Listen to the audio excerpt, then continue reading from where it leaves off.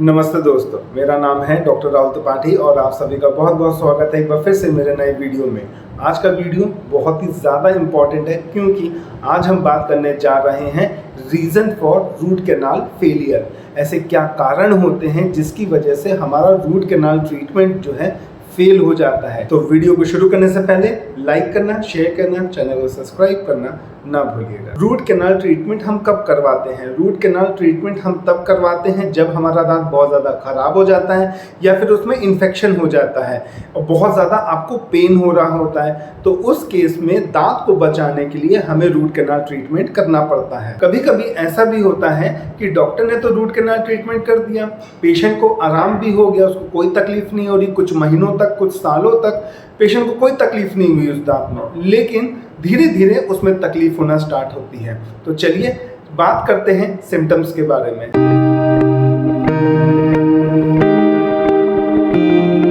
पहला सिम्टम होता है रूट कैनाल फेलियर का सेंसिटिविटी। जिस दांत में रूट कैनाल ट्रीटमेंट हुआ है उसमें हल्का हल्का ठंडा गर्म पानी लगने लगता है। जब भी आप खाना खाते हैं तो उस दांत पे जब प्रेशर पड़ता है तो वो पेन करने लगता है। जिस दांत पे रूट कैनाल ट्रीटमेंट हुआ है उसकी जो गम लाइन है, जो आसपास मसूड़ा है, उसमें तकलीफ होने लगती है। कभी कभी स्वेलिंग आ जाती है मसूड़ों में और चेहरे पे भी स्वेलिंग आ जाती है। जिस दांत पे रूट कैनाल ट्रीटमेंट हुआ है वहाँ पे मसूड़ों की तरफ हल्का सा मसूड़ा फूल जाता है और वहाँ पे पस का डिस्चार्ज होता है। चलिए अब हम बात करते हैं कैसे पहचानेंगे कि रूट कैनाल फेलियर हो गया है। जब आप डॉक्टर के पास पहुंचेंगे कैसे डॉक्टर पहचानेगा, चलिए बात करते हैं।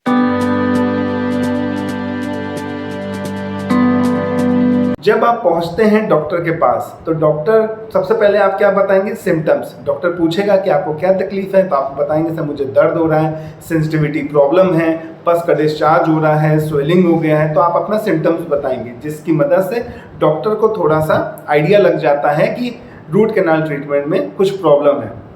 सेकंड कंफर्मेशन करने के लिए डॉक्टर क्या करता है, जिस दांत में रूट कैनाल ट्रीटमेंट हुआ है उसका एक्सरे करता है। तो बगल में आपको कुछ एक्सरेज दिख रहे होंगे, इसमें ये क्लियर कट पता लग जाता है कि रूट कैनाल ट्रीटमेंट सही से नहीं हुआ है। किसी में इन्फेक्शन आपको दिख रहा होगा, कुछ एक्सरेज में आपको दिख रहा होगा कि जो फिलिंग मटेरियल है वो पूरी तरीके से कैनाल में सही तरीके से भरा नहीं गया है, उसकी वजह से इन्फेक्शन हो जाता है। एक और एक्सरे आपको दिख रहा होगा बगल में, इसमें क्लियर कट दिख रहा है कि जो रूट कैनाल ट्रीटमेंट हुआ है वो सही नहीं हुआ है। क्यों नहीं सही हुआ है? जो फिलिंग मटेरियल जिसे हम जीपी बोलते हैं, गटा पर्चा बोलते हैं, वो एपेक्स के आगे निकल चुका है।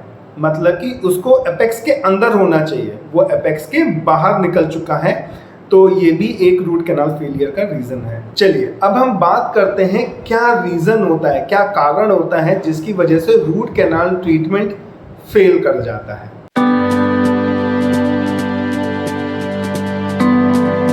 मान लीजिए रूट कैनाल ट्रीटमेंट हो गया है, बढ़िया आप खाना खा रहे हैं, कोई तकलीफ नहीं है, लेकिन अचानक से दांत जो है हल्का सा क्रैक कर जाता है, टूट जाता है। तो टूट जाता है तो क्या होता है, जो बाहर का माउथ के अंदर जो बैक्टीरिया होता है, जो खराब वाले बैक्टीरिया होते हैं, उसको चांस मिल जाता है, उसको रास्ता मिल जाता है दांत के अंदर जाने का और रूट पे जा करके इन्फेक्शन कर देता है।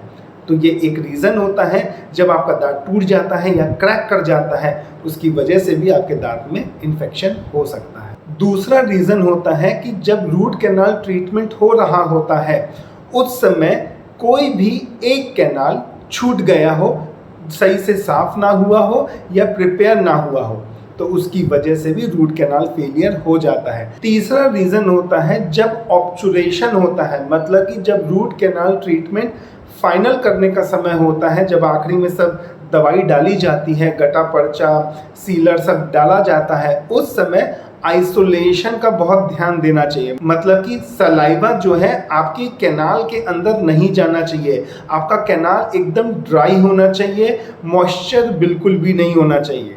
अगर मॉइस्चर रहा या फिर सलाइवा थोड़ा सा चला गया कैनाल के अंदर फाइनल करते समय, ऑब्चुरेशन करते समय, तो फिर वहाँ पे क्या होगा, बैक्टीरिया का फॉर्मेशन होगा और आपका रूट कैनाल ट्रीटमेंट जो है एक टाइम पे जा करके फेल कर जाएगा, उसमें इन्फेक्शन हो जाएगा। अगर रूट कैनाल ट्रीटमेंट हो गया है और पेशेंट ने कैप नहीं लगवाया है, मतलब कि रूट कैनाल ट्रीटमेंट एकदम प्रॉपर तरीके से हो गया, फिलिंग हो गया, कंप्लीट हो गया, लेकिन उसके बाद पेशेंट ने कैप नहीं लगवाया है, तो ये भी एक रीज़न होता है रूट कैनाल फेलियर होने का।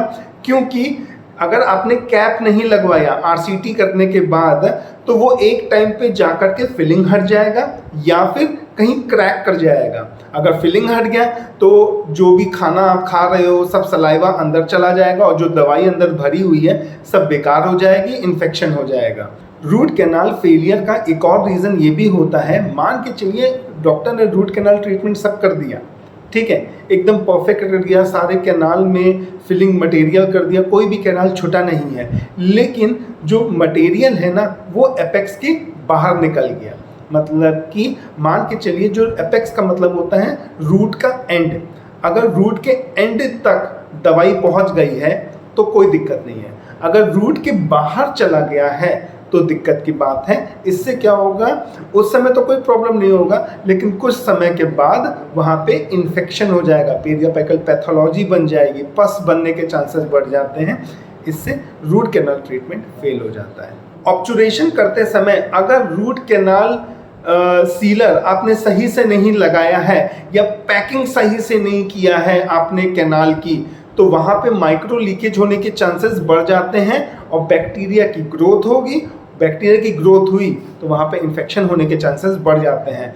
तो पैक करना, कैनाल को अच्छे से बंद करना बहुत ज़्यादा ज़रूरी है। बीएमपी करते समय, बायोमैकेनिकल प्रिपरेशन, जब कैनाल की हम फाइलिंग और शेपिंग करते हैं तो फिर उस समय अगर फाइल जो है अंदर ब्रेक कर जाता है, टूट जाता है और वो कैनाल के अंदर रह जाता है तो इतना कोई प्रॉब्लम की बात नहीं है, लेकिन एपेक्स के बाहर निकल जाता है तो फिर इसमें क्या होता है, इन्फेक्शन फैलने के चांसेस, क्योंकि एक एक्सटर्नल ऑब्जेक्ट जो है वो आपके कैनाल के अंदर रह गया है, ठीक है, तो वो आपको इन्फेक्शन करेगा। लेकिन कुछ केसेस में ऐसा भी देखा गया है कि कैनाल के अंदर जो है फाइल टूट जाता है और वो कई सालों तक रहता है और कोई इन्फेक्शन नहीं होता है।